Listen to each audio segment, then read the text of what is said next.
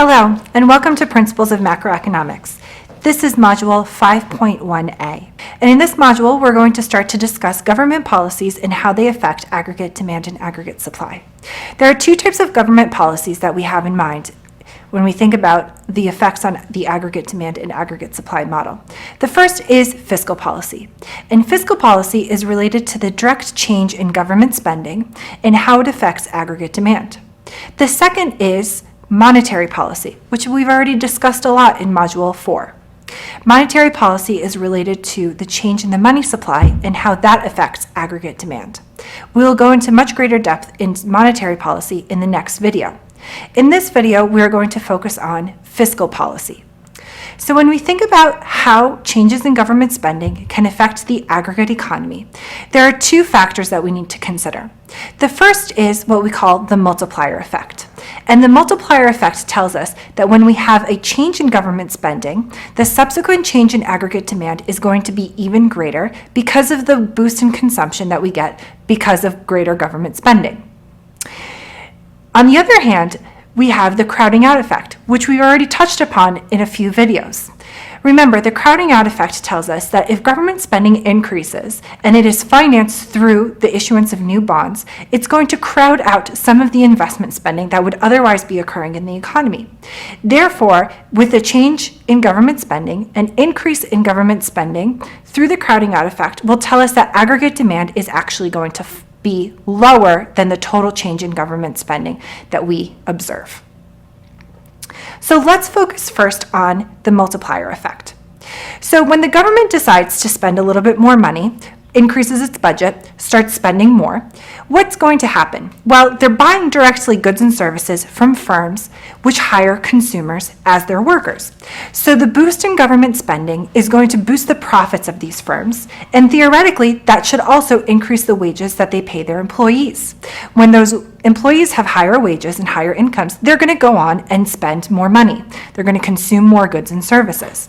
Therefore, the total change in aggregate demand that we observe with the multiplier effect tells us that we have a change in government spending plus a change in consumption as a result of that greater government spending.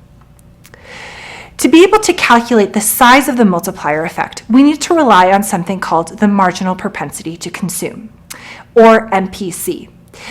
This variable tells us the share of total income that households consume rather than save.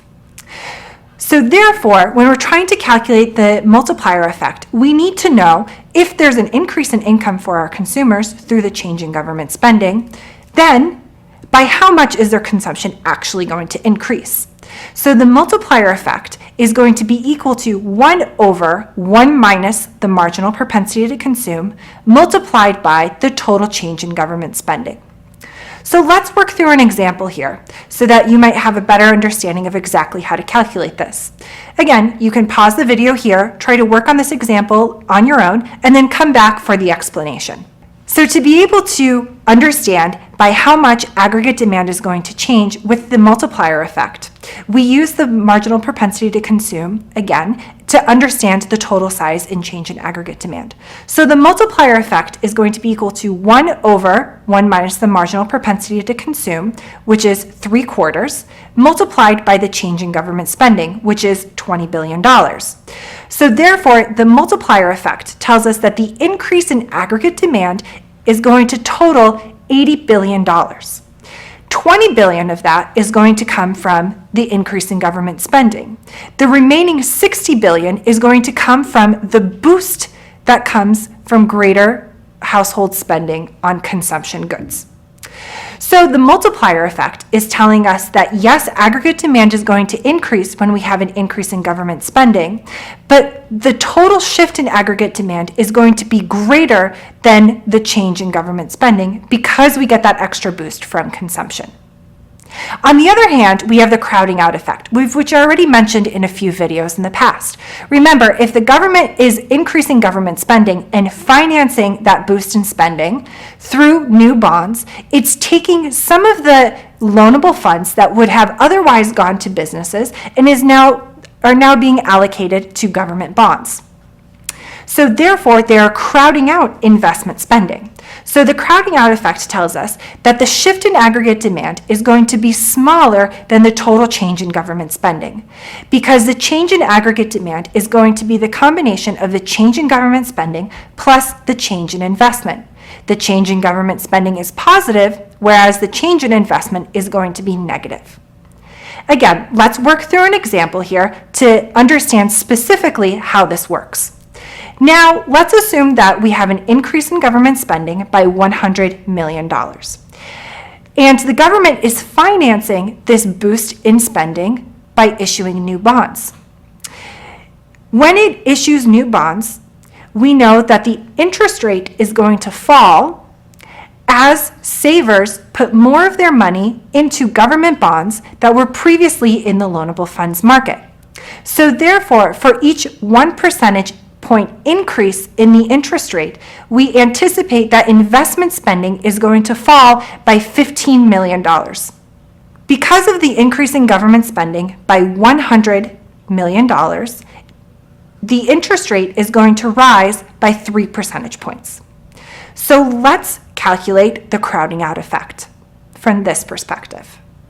Again, you can pause the video here, try to do it on your own, and then come back for the explanation together. Okay, so how do we calculate this? Well, we know that the total change in government spending is positive $100 million.